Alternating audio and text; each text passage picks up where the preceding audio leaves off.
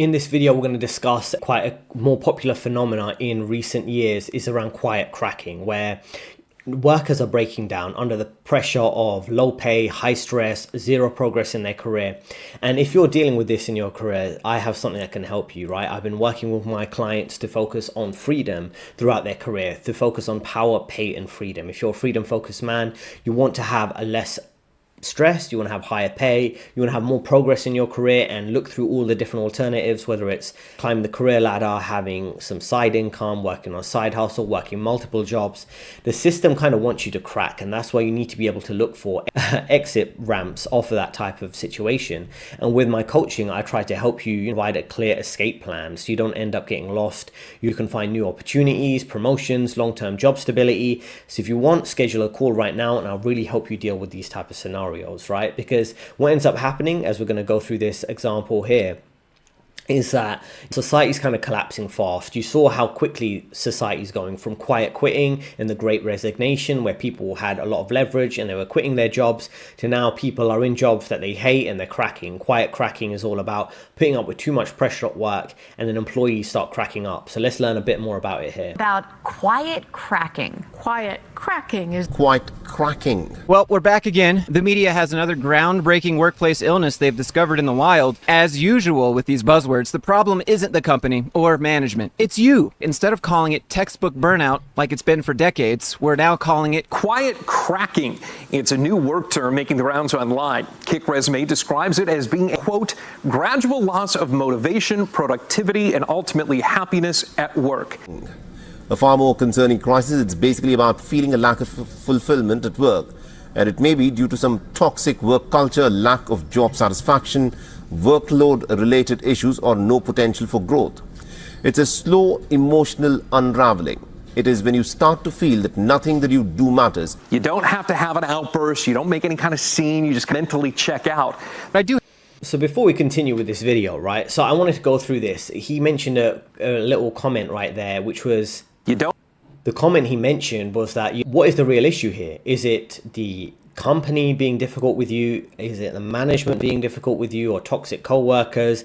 They don't focus on that. They don't focus on you being underpaid compared to what is going on in the economy with high rates of inflation, high living costs. They don't make it about money and time, because if you fix the money issue or the time issue in terms of giving you more time off work or finishing work on time, then people won't have really an issue with it. You might have a difficult manager, but as long as you get your work done, you're going to get paid a decent salary, right, to give you the lifestyle you want. Or if you're leaving work on time, you don't feel pressure to stay and work late because you don't want to deal with a layoff, and you don't want to feel like you have to work harder than every other employee just to keep your job. Those are real issues that people deal with, right? Particularly in corporate world, you have long hours. For most people in any job, unless you're particularly highly paid, you're going to have pay that's not keeping up with inflation. Those are real issues. That's what causes people to crack, right? That's what causes quiet cracking. Now, that's how people feel burnout from the economy and from society, right? So we're going to see random mental breakdowns. And I see this all the time when you're on public transport, when you're in grocery stores. People have less patience, even at airports and things like that. I've seen it 2 to 3 times where people are cracking up publicly, losing their patience and temper with each other. People are on edge, right? People can't afford a lot of basic things now, right? And it's become the new normal, right? We remember during the lockdowns, all these corrupt politicians talking about build back better or the new normal. They were talking about how society is going to be built in a more fair and equitable way and all this type of nonsense, but that's not what happened, right? We have a lot of quiet cracking, which is people waking up to the reality of this rigged game. Their life feels like it's a scam, meaningless, pointless. Even a few decades ago, people could at least afford to buy a house and have a family, even if everything else was vapid consumerism and materialism and a lack of real meaning or identity throughout their nation or religion or race, whatever that would be. And now people are feeling like, oh, well, I can't even afford the distractions, or the distractions aren't good enough in culture, right? You can't really turn on Netflix without it being full of woke nonsense, right? So what ends up happening is people feel like, what is their fate? Just to be a wage debt slave for the rest of their life, paying off debt, keeping them up with distractions and getting paid a wage just to ignore how low quality their life is, and they have no autonomy. So quiet cracking is really a symptom of a broader issue, is people feeling mentally numb to this. This is a reality for many people, right? Nothing is changing, no progress in their life, nothing is getting better, and they're in the same situation in their 20s, 30s, 40s, 50s, right? And then 60s and retirement, where they could be in dysfunctional relationships, they could feel they're never financially secure, they have expensive houses, rent and payments or mortgage payments, and they're just stuck in this perpetual cycle. And I see people all the time in that. They'll be in their 20s and then you them for a long time, and then maybe they're in their 40s and their life really hasn't moved forward. Maybe they got 1 or 2 promotions, but they're still in the same old worn out house, if they own a house, or they're in an apartment and they've been in an apartment their whole life. It's really crazy when you see someone in their 50s and they're single and they had a few long-term relationships that didn't work out, and they don't have any kids, and they're living in a small apartment. And the only difference now, even if they're working high-paying corporate jobs, and I know people working in sales and trading who are in this situation without naming names, they'll just be they used to live in quite fancy apartments, but then due to inflation and some health issues, they've downgraded to a smaller apartment in really a not nice part of town, even though they're making a lot of money because they want to save and invest more. So it's kind of, and their lifestyle would be going to pubs and bars and expensive wine bars and cigar lounges perhaps. But it's like, how is that determined as a fulfilling life, right? You don't have any, or your only identity is to work and consume, right? And this is the situation for many people. Even if they're working a decent paying job and doing well, they're not planning ahead. And when it comes to like career coaching and things like that, I'm really trying to give you that longer term plan, right? Find short term solutions and longer term plans, so you have the power, pay and freedom you're looking for, rather than just ending up living a meaningless, vapid life. So let's listen to the next clip here. Experts from this news video have a plan to combat this new terrifying epidemic of employees being overworked and exhausted. The newest trend replacing both of these, according to business health specialists. Can we pause for just a second? What on earth is a business health specialist? Well, meet Beth. Beth Gifford told me she counsels companies in workforce development and is an adjunct professor in the School of Business at Cedarville University. This person is a teacher at a school and a consultant for businesses. There's really no health specialty in there whatsoever. Says it's when you notice you feel tired, depressed, or even frustrated much of the day due to lack of growth or opportunity. Look at the shots that they're showing in this video. Do you blame them? They had to commute to the office because their boss said RTO or else. You have to be here for creativity and collaboration. And as you can see, everyone's just loving their job. Even frustrated much of the day due to lack of growth or opportunity. It's kind of what happens when you crack an egg. This is the analogy that you're going with? Your employees are Humpty Dumpty now? Tough to repair without changes. And after some investigation and some time, you find out there's a crack in your foundation. Beth says anyone who's been a builder knows then, unless you find and repair the foundation, that crack can get bigger and bigger, and it can cause some critical issues with the workforce and the organization on the whole. That's all Beth really seems to care about here. Not you, the individual. It's having impact on the organization and the bottom line. That's what matters. So get it together. Stop being depressed, having feelings, wanting to have purpose in life and fulfillment. You need to fix that crack in your foundation because your boss's next Lamborghini is banking on it. So before we continue, let's go through that in a bit of detail, right? So firstly, they have all these departments, right, that are meant to protect the company. You believe they're there to protect you, but they're really to protect the company, right? So typically HR would have like a health department, right? Could be health and safety or occupational health, right? Some of these departments can be good, and I've used them in the sense of maybe you're at your work and you're using a desk and you want to get a standing desk or adjustable height desk, or you want to get a special chair or footrest, and then they review your seating position, and the company pays for slightly nicer equipment. Maybe it's a new mouse, a new kind of wrist rest, things like that. So that's good for them. But a lot of the times they're just protecting the company from any mental health issues you might be dealing with that are caused by the company, right? And what they focus on here, they're talking about, oh, there's a lack of creativity and collaboration. They're forcing you back to work to the office rather than work from home. And you saw in that earlier clip how uncomfortable it is being in the office, right? Whereby you have quite tight restricted place. You might have hot desking, which means your desk isn't your desk because people have to switch desks all the time. So there's no sense of familiarity or comfort in a sense, and you'd really rather be working from home.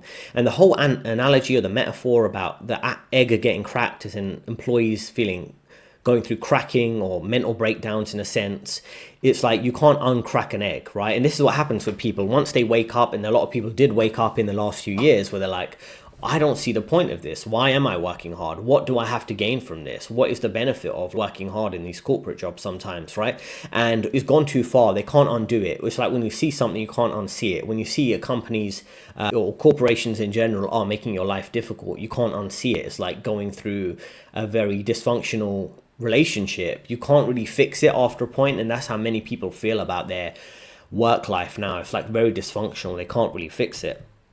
And this is what's happening to people. They're just not seeing that much progress, right? They're working for organizations that you're trying to help and burning out yourself for, and they're not really helping you. People end up holding a grudge against the company they're working for, right? They realize only the company's benefiting or senior management who are getting massive bonuses. And the thing is, right, many people are feeling a lack of purpose in their life. And the only way you can find purpose, as I often say, is through focusing on a career that's really aligned with your personal values and interests. But in some cases, it could involve minimalism, so you can focus on self-employment, and I help with my clients with that so they can develop their own client base and focus on their freedom that way. Now, when we look at quiet cracking, what are some of the symptoms we can have on our screen right now, right? Firstly, you have people who feel like they're stuck in a job. It means they're not making progress. There's no obvious next step, right? People are told to embrace hustle culture. Just hustle and grind, bro. Just, you wake up at 4 a.m., go to the gym, and then go to work your corporate job that you feel is unfulfilling, and drink loads of coffee to get through the day, and then you'll be fasting or eat unhealthy food just to cope with that. And then you're feeling you're nowhere. You're just going to be stuck in a lower job position or middle management for the rest of your life with very small chance of becoming in senior management. That's how many people feel. So the solution to that would be job hopping, looking for other income opportunities on the side if you feel like you can't progress in your current industry. Lots of people are doing work, but they're not feeling engaged, right? There's quite a high percentage of employees that feel like they're stuck in their life, right? And if there's no next step, as you can see in the second point here, then you've got to be thinking, what is the next step for you as an individual if the company's not really helping for your progress, right? And then you could have companies that have some additional training and qualifications you could do, or they'll fund a professional qualification. You could use a company for that before you do job hop and leave them. And there's career counseling, career coaching, things that I offer, right? And networking can also help your career, and working with others and looking for other opportunities in your industry that might require slight pivot, slight retraining, that can also help you too. So let's listen and learn more from this clip. As an employee, if you feel stuck in a job or not valued, you need to find a manager and ask about the next step. Not a good idea to go talk to your manager and say that you don't feel valued and appreciated. They're just going to note down that you're probably a flight risk and you're unhappy and looking for somewhere else to go, and they're probably not going to invest in you. This is just outing yourself at the company. See if there's a chance for training so you can grow. And if that is not the right person, ask for career counseling through your company's employee assistance program. That way, you won't crack and feel like this every day. Since a recent survey shows as many as half of us say we feel this way at work some of the time, and 1 in 5 say it's constant, she says if you don't fix it, you're likely to notice more physical symptoms, such as head and muscle aches, and even trouble sleeping. They still show up. They still do their work, but they're so dissatisfied, they're just disengaged. Anyways, what can we learn from this here? They still do.